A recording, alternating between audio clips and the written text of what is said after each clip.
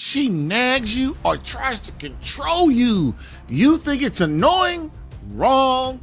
This is what it really means. When a wife starts nagging or controlling, most men ignore it or snap back.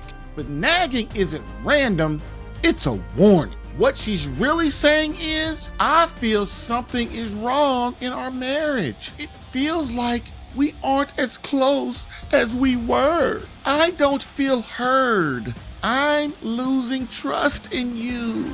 Maybe if you listen and do what I ask, I will feel more secure and trust in you. But hey, every time you roll your eyes or shut down, you confirm her worst fears, that she's just plainly on her own. And when a woman feels alone long enough, she stops nagging and starts planning her escape. Man, if you're ignoring this, you're blind to the real threat.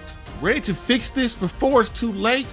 Comment battle mode and I'll send you the first video training every man in your shoes needs to see.